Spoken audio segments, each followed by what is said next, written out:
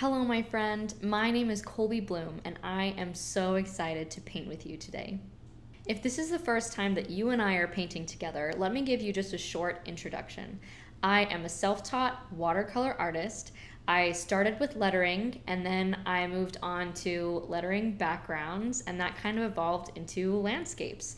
And right now, my sweet spot is in these loose, magical watercolor landscapes that are 100% totally doable. During this class today, we are going to learn how to take this reference photo from unsplash.com and turn it into a painting that looks like this.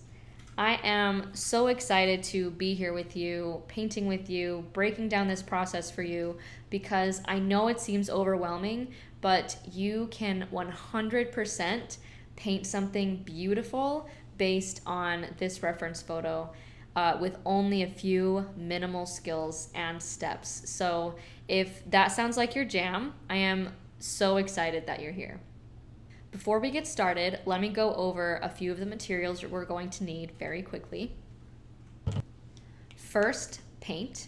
I like to use the nice stuff, so I'm using Winsor & Newton professional watercolor paint in Payne's Gray, Opera Rose, and Yellow Ochre. I am also going to be using 3 different paintbrush sizes. So I have, I love Princeton brand.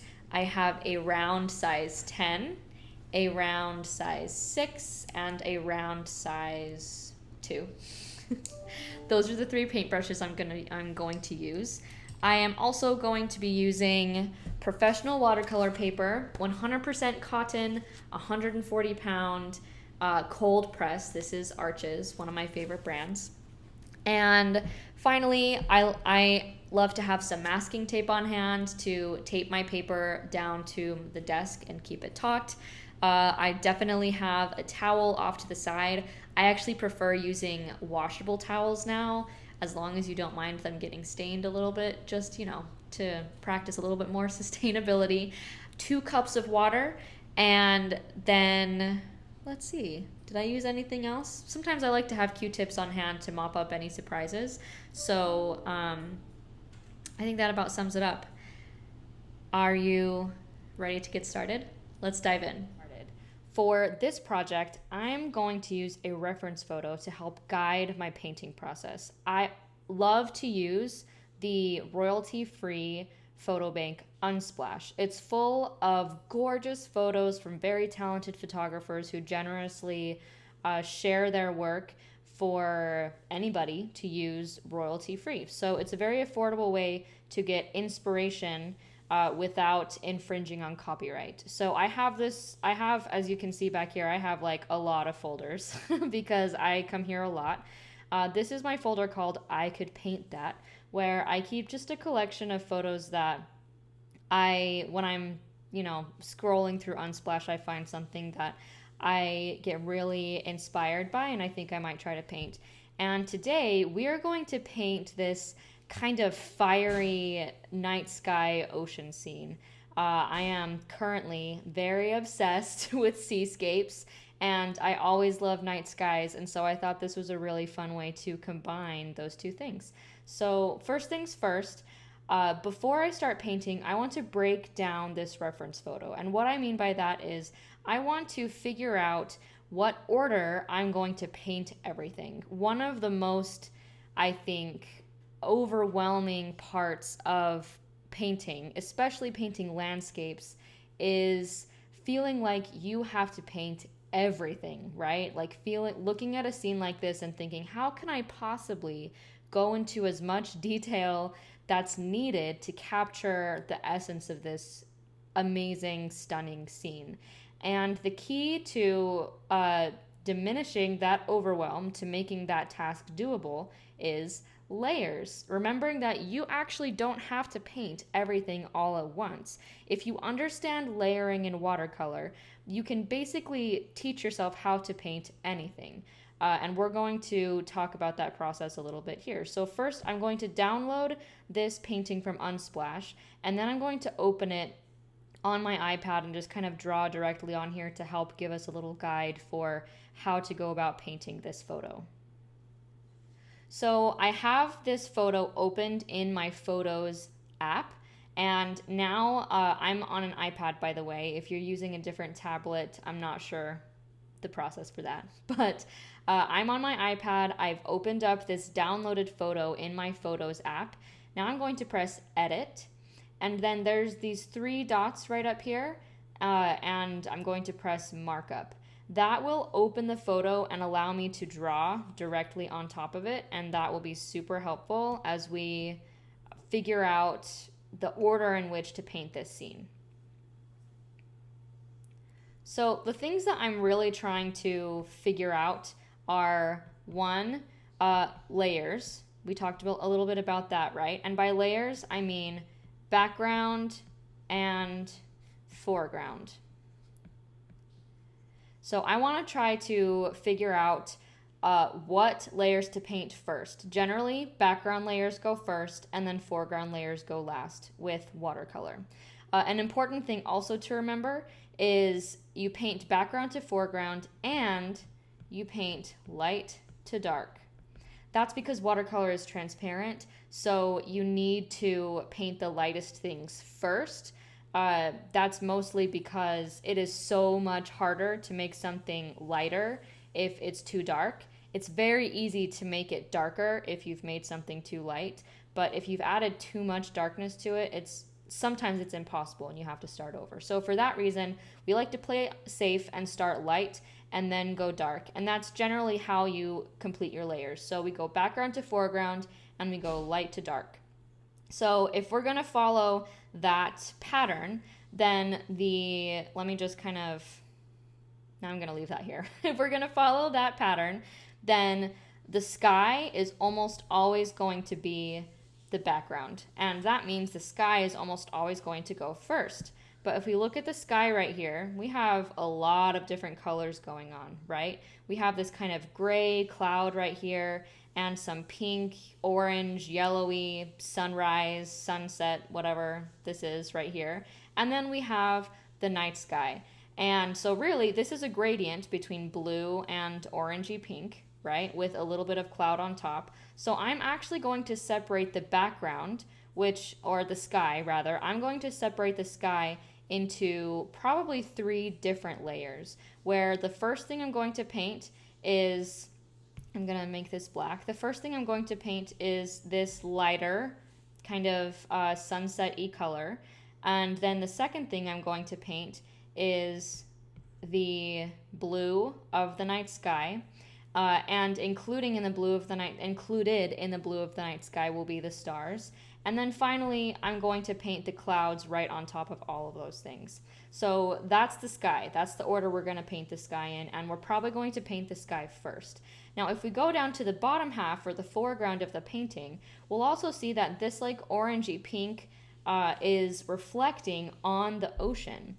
Now, you don't have to paint these separate because we're trying to look at this painting as a whole, right? And if we want to paint light to dark, background to foreground, a really easy way to capture the reflection without having to add in too many steps is to, as we're painting the orangey stuff right here, we're also going to paint in the bottom part of the paper so that we can kind of lay the foundation for the foreground. So we're going to consider our first layer, like this section, we're going to paint this orangey pink, and then we're going to layer on top of it the clouds on top of the sky section, and then layer more, strokes of this blue on top of the ocean section. So that's something to think about, and that kind of leads us to the order in which we're going to paint the foreground, right, which is the ocean. So first we're going to paint the pinky sunset reflection on top of the water, and then we're going to paint the waves on top of that reflection, and finally we're going to paint these silhouettes. So we're going to, because we're going background to foreground, Sky goes first, but the first ocean layer is also going to happen at the same time as the first sky layer. So we're kind of going like 1, and then 2, 3, and then 4, 5. That's kind of how this is going to go. So sky, ocean, multiple layers in both the background and the foreground. All right, let's get started. The first thing I'm going to do is take my number 10 brush and start laying down a wash of water. I mean, I guess this is technically the second thing that we're doing because I, as you can see, prepped my paper, which is 100% cotton watercolor paper, cold press. It's Arches brand. I prepared it by taping it down to my desk, which is basically just like a shortcut to stretching it. It keeps the paper taut so that it doesn't curl as much. So I really like using tape if I am not interested in stretching my paper. It's a nice little hack. So I have my paper down, and then I'm getting the whole thing wet with clean water. That's because we're going to use the wet on wet technique to create a gradient for the sky. And we already determined that the first layer we're going to paint is a layer kind of like right in the middle here. Well, I guess kind of like in the middle toward the bottom of an orangey, pinky kind of color. And the way that I'm going to create that color is by using Opera Rose, Winsor & Newton Opera Rose. And so I'm just kind of getting it really wet here on my palette and putting it over here because I'm also going to combine Opera Rose with Yellow Ochre. And that combination is going to get us kind of like a fun orangey color that will be perfect for what we're trying to do.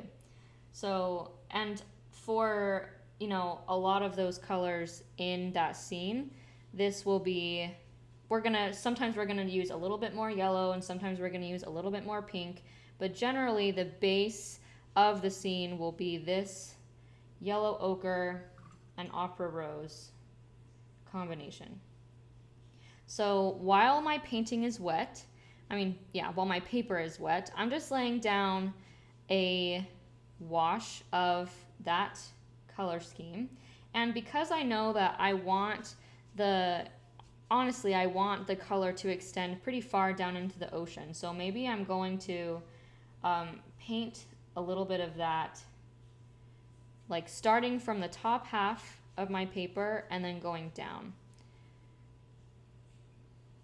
And because my paper is wet, it's going to fade into the paper. We want it to be pretty vibrant, a little bit below the middle right here. That's where it's probably going to be very colorful. And then we want it to fade up into the top of the sky, because remember, the top of the sky is where the blue is going to go. So we're just going to kind of fade it upward just like that with more water. Generally, when you do gradients like this, it's kind of a dance between adding more paint and adding more water. And if you're ever thinking to yourself, oh, I'm just not sure if I'm doing this right, honestly, it's the more in your head you get about creating gradients, the harder it's going to be. So the best thing that you can do is just kind of have a lot of compassion on yourself and also have fun with it. So I'm laying down this wash of pink color, and now I want to add a little bit more variety into it. And so maybe I want a little bit more yellow just on top of there. And because I had that pink orange kind of coral, I guess, color as the base, now I'm going to, because I want this yellow to add a little bit of variety, I'm not going to do those like edge to edge strokes that I just did with the pink. Instead, I'm going to do kind of like little zigzags just across to kind of act like clouds, but honestly just kind of a little stream of color. And then I'm also going to take some more of this paint that is mostly Opera Rose to add even more complexity into the piece. Honestly though, doesn't have to be super crazy. doesn't have to be super exact. One of my favorite things to remember, mantras, I guess you could say, is that nature is imperfect, right? And so if you are painting imperfectly, if your painting is a little messy, that's actually more realistic than if you spent, you know, hours hunched over trying to get things exactly right just so. I think that you can do that, and a lot of like photorealistic painters do that. I am not a photorealistic painter, really. I like to use reference photos, but then I like to paint a loose interpretation of them. And so in order to do that, you kind of just have to let go and accept the fact that it's probably never going to look exactly how you want, but maybe exactly how you want isn't going to be as cool as what you can create by being a little more messy anyway. So, like being open to the possibility that a little mess is going to result in much more beauty than you can imagine. Okay, so I have this kind of first layer of pink and yellow, and it's going to be very subtle because this is a wet, we're doing wet on wet here, and when you use lots of water, the color dries very subtly, and that's okay. We kind of want that subtlety. I think I am going to add a tiny bit more yellow here just to be a little more apparent, and I'm going to call that good. So now I'm going to let this layer dry.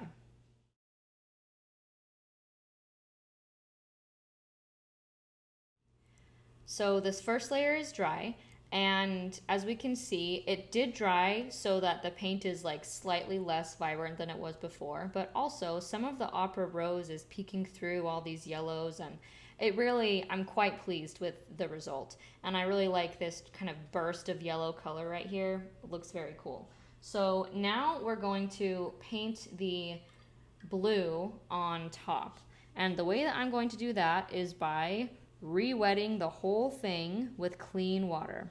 Now, why didn't we just put the blue on the same layer as the yellow-pink combination? Well, you could have done that, and I have painted many paintings like that, where you kind of make the gradient in the same layer.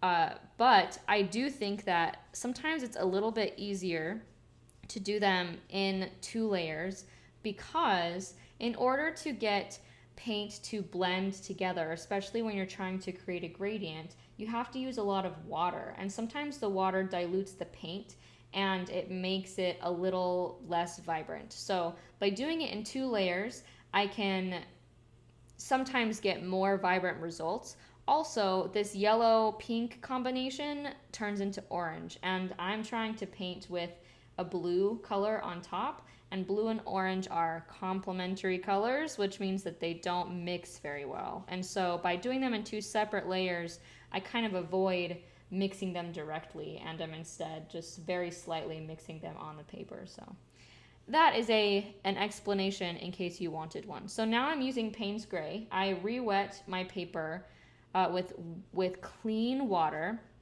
and I'm using Payne's Gray at the very top, and I'm going to go down about to here, I think. I'm going to get the top part of my paper this blue night sky color, and I want it to be a gradient, meaning I want the top of the sky to be darker than the bottom part of the sky.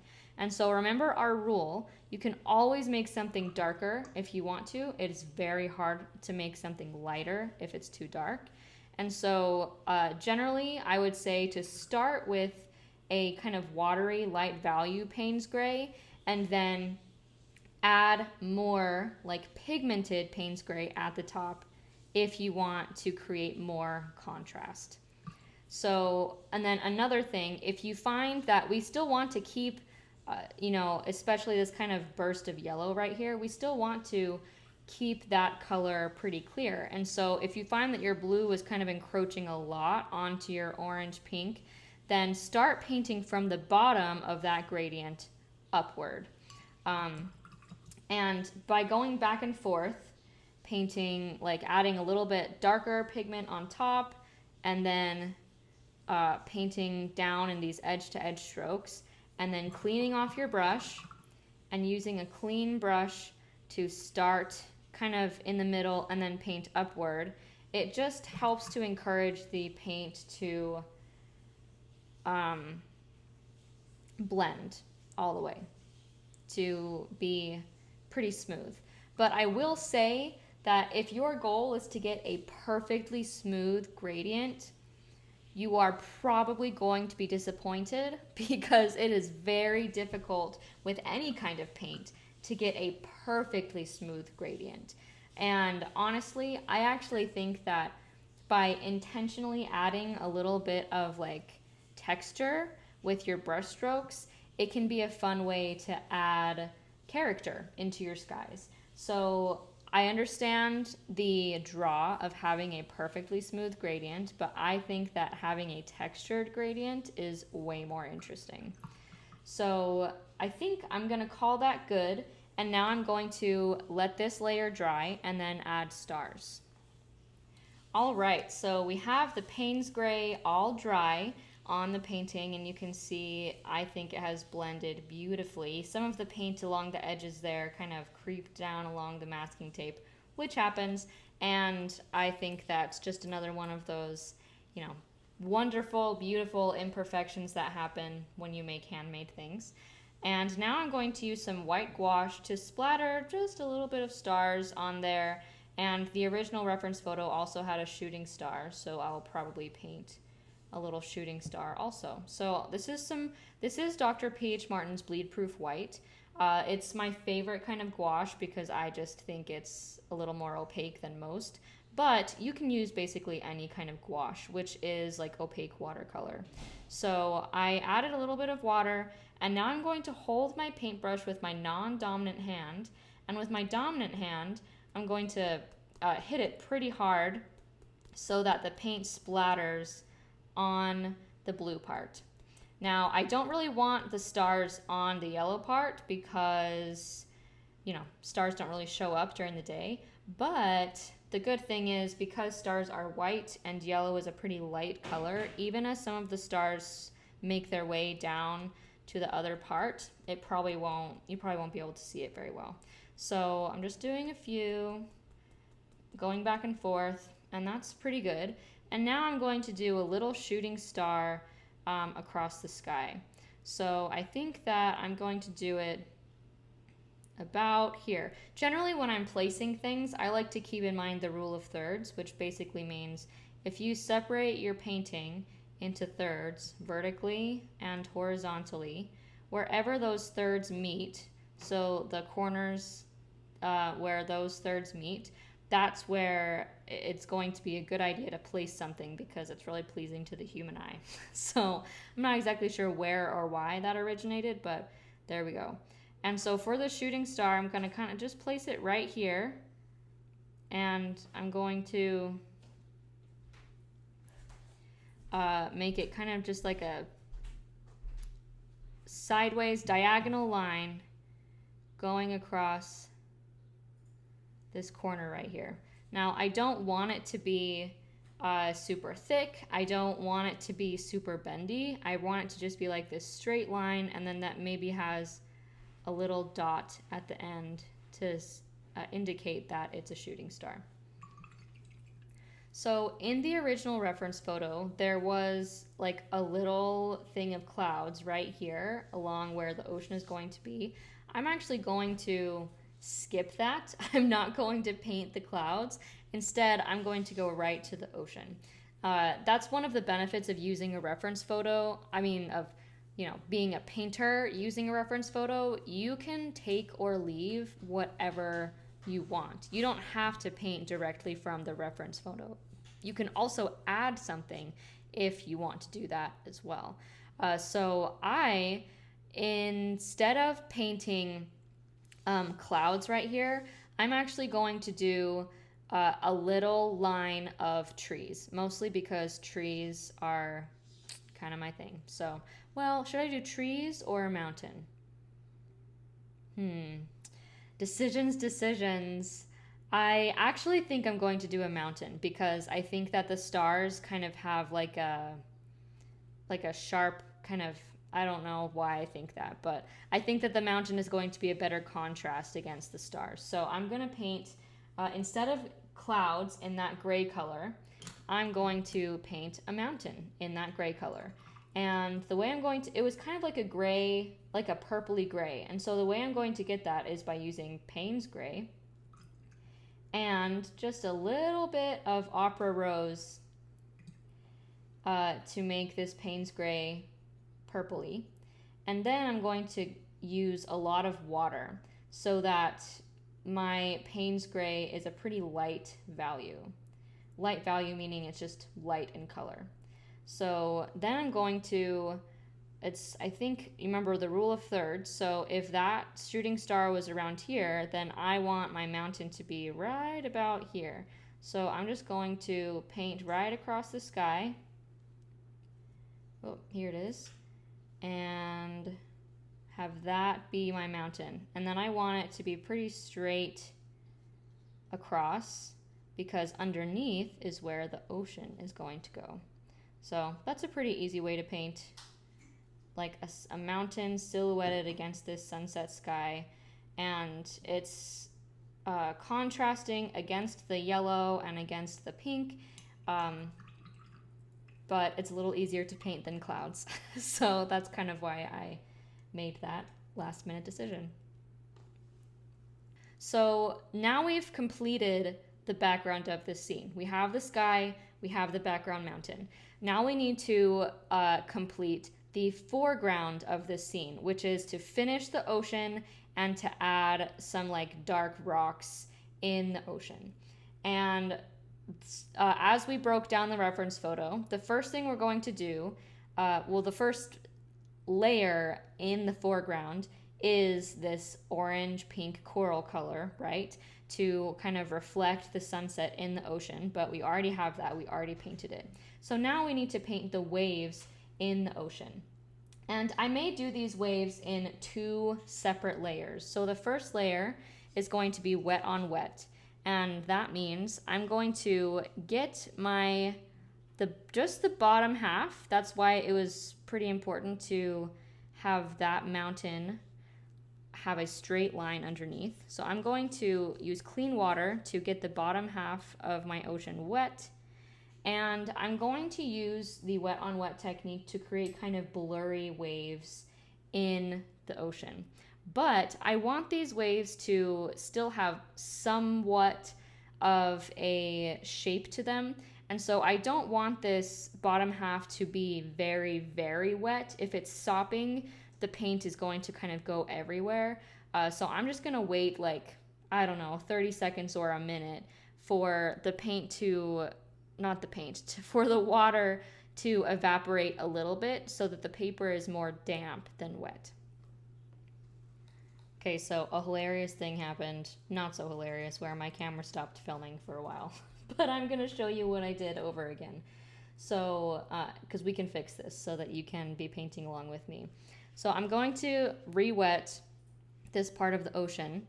As you can see, I already painted this blue on top of the pink, and that was just to kind of act as a base layer for the ocean. And I'm just going to show you what I did. And then add a little bit more of the pink color in this layer just to make that reflection a little more vibrant. So I'm adding this, I added clean water, and now I'm going to take very light value Payne's gray. So on my palette here, that is way too dark. I want to add tons of water. I don't want this base layer of the ocean to be super dark. So tons of water. I even moved to a different part of the palette because that was just very concentrated right there. And now I'm going to take this very light value, meaning watery Payne's gray, and just kind of in horizontal lines add some of this blue on top of the pink. And I want the bottom to be more blue than the top. So similar to the sky gradient where I wanted the top to be darker than the bottom, I want the bottom to be darker than the top. but I intentionally want to leave behind some of the coral color because that is where the sunset is reflecting on the ocean, right? So I'm starting from the side of the ocean here. I'm starting from the side of the painting and just doing these kind of like horizontal stripes across in like kind of a zigzag, I guess, but mostly just remember that these horizontal stripes across. And then I'm intentionally leaving behind, I guess the sunset's more of a zigzag pattern, see, like right here. And that's to showcase the waves. You want, generally, if you're trying to paint waves, horizontal and zigzag are two things, two shapes that will be very helpful for you. Because a zigzag in the ocean kind of mimics the look of moving water, right? Which is the hardest part of painting the ocean. So, but now that I've added like almost an extra layer of that blue, the orange is super muted, which, you know, in the reference photo, it was also pretty muted. But just because I want this to be, it's my painting and I get to decide how I want it to be, I'm going to mix a little bit more of that opera rose with the yellow ochre and just kind of add a little bit in this wet layer so it makes that sunset color slightly more vibrant. Now this is kind of pink, and so I want parts of it maybe to be a little more yellow, just as a, you know, a more complex reflection going on here. This step is totally optional. You don't have to go back into this wet on wet layer and add more color. I think that's probably a little more difficult to do, but it is an option if you want to maybe challenge yourself or to just make that sunset reflection a little more vibrant. Okay, now here is probably the scariest part of the whole painting. We're going to add a second layer of waves, but this time instead of wet on wet, I want them to be wet on dry because I want to be able to see them.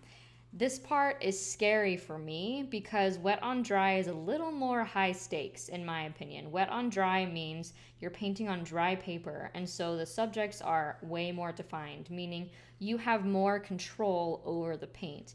And more control is, you know, means a little more pressure for me as the painter because it means I have to know almost exactly where to put my paintbrush. And this is where often I would get too scared to paint the ocean. So if you're doing this workshop with me, particularly because you are terrified of painting the ocean, first of all, know that you are not alone. I am, for many years, avoided painting the ocean specifically because of this part.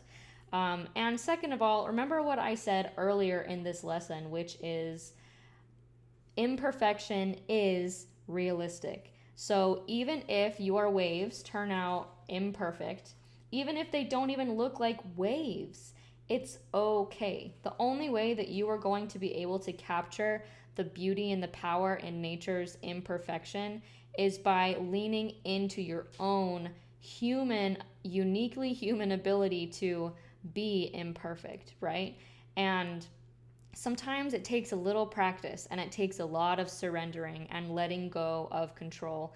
And you might even have to try painting this scene, you know, a few times. You might consider this workshop more of a study and practice this specific scene 3, 4, even 5 times before you finally arrive at a result that feels like what you were going for. But the only way you're going to get there is if you have the courage to take that first step, to make that first stroke.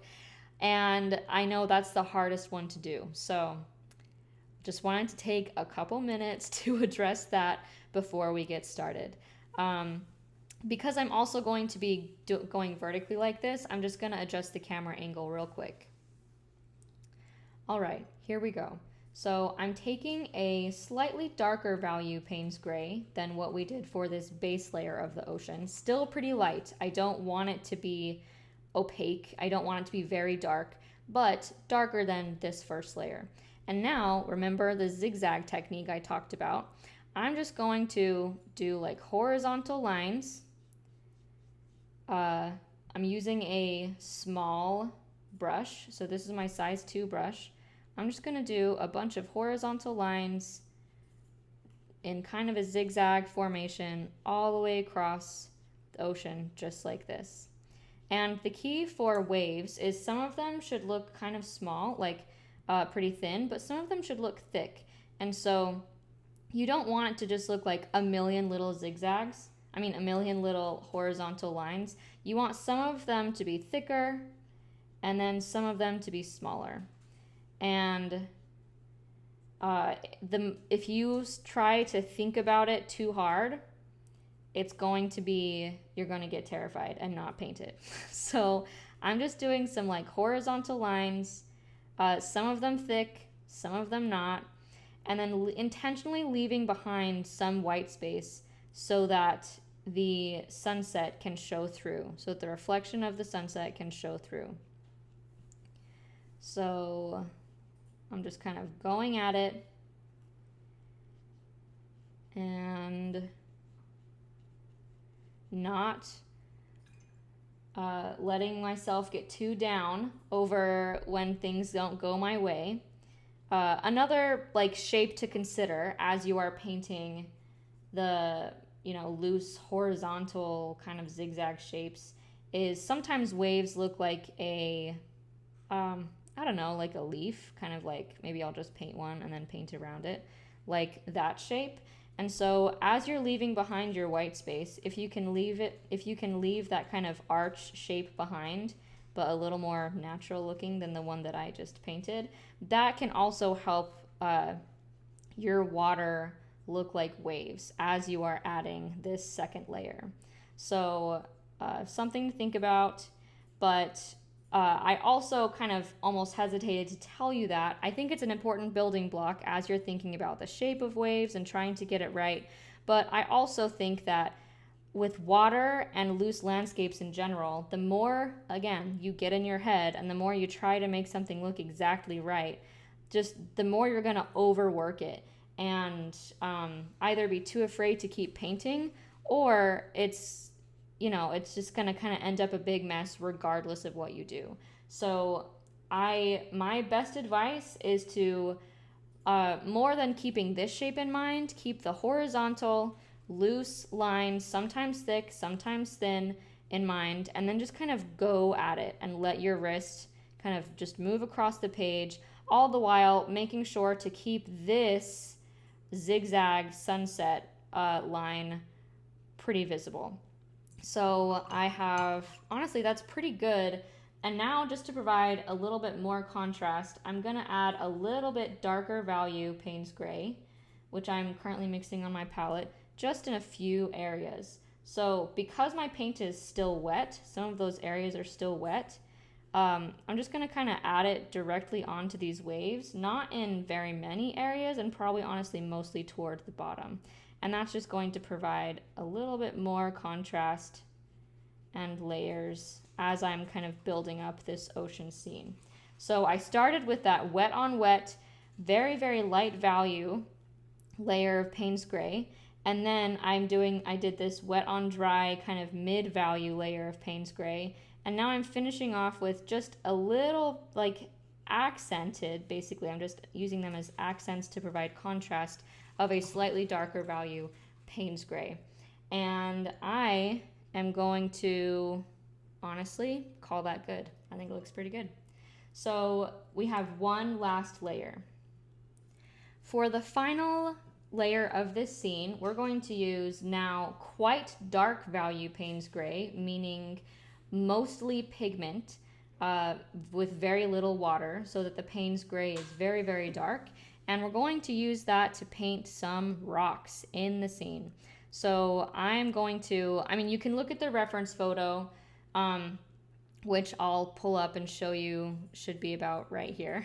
You can look at the reference photo and see I'm actually not looking at the reference photo, and I'm just going to kind of paint rocks where I feel like they should go. So I like to have one generally in like a corner right here to be in very much in the foreground, and you can see that my paint is very dark. So when painting a rock down in the corner, important is to keep rocks like somewhat jagged, but also smooth in some places.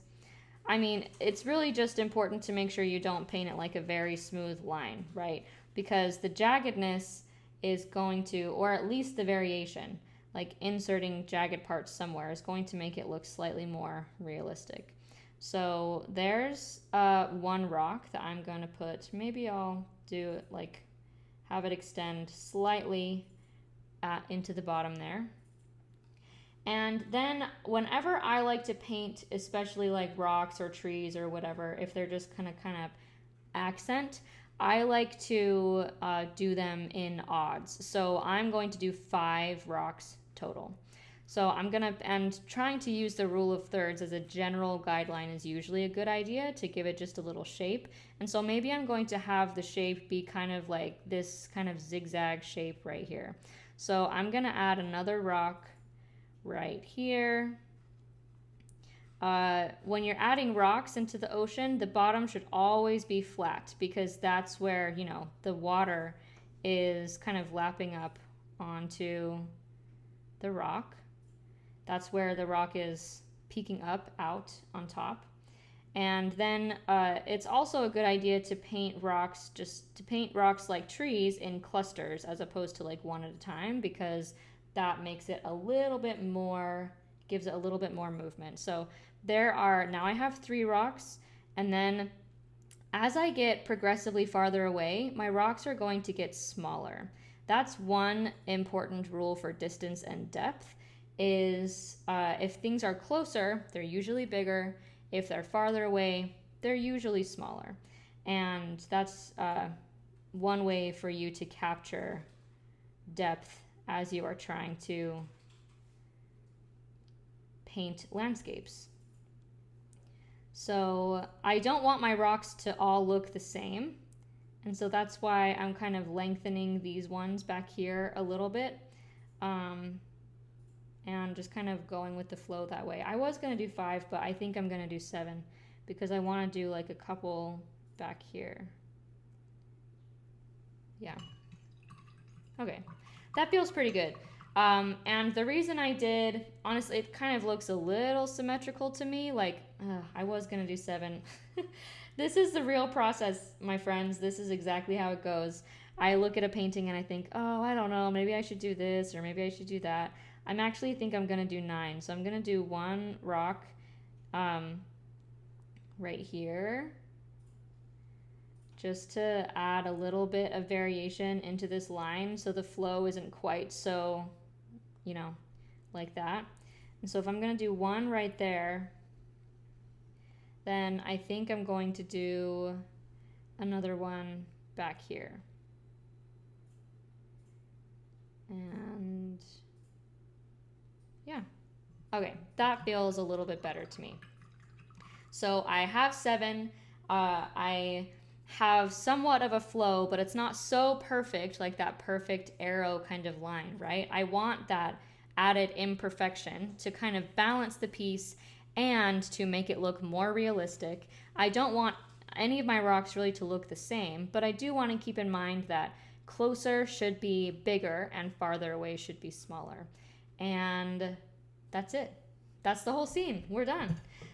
So now the fun part is taking off the tape at an angle and slowly so that if my paper catches, then I can stop and take the tape off from the other side. But when I use arches, my tape hardly ever catches. So I'm doing it at an angle and slowly. Oh. 2 more.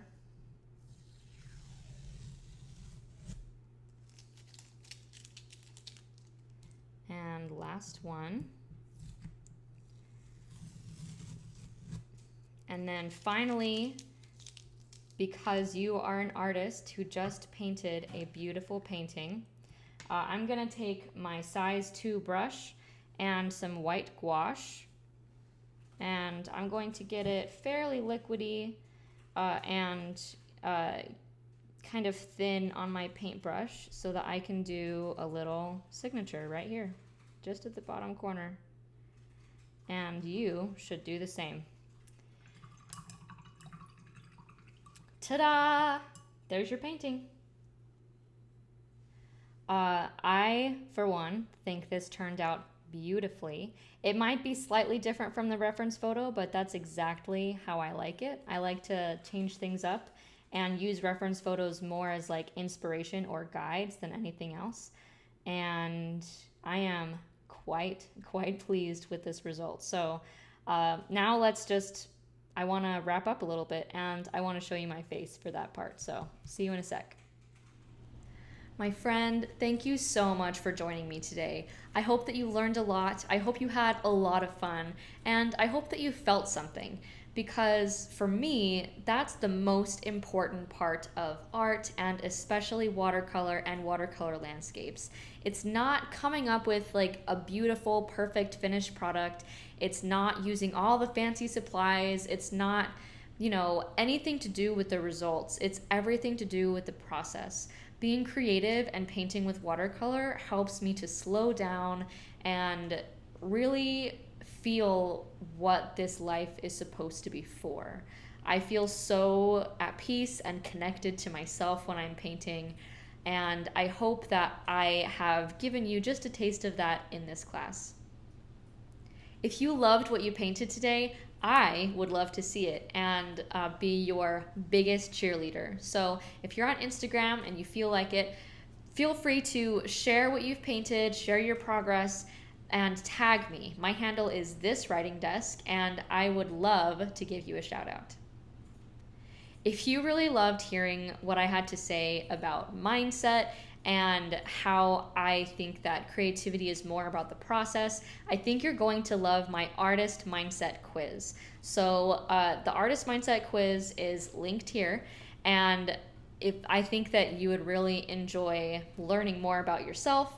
You answer a few questions, and then I provide you with some resources and ideas for how you can really customize your creative experience to get in the mindset that will make art so much more fun.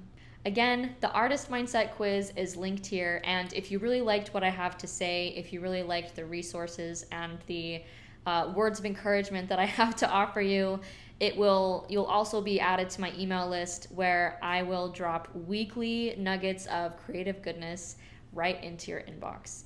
I would love to keep painting with you. I would love to keep creating with you. So let's keep this going, right? All right, I'll see you next time.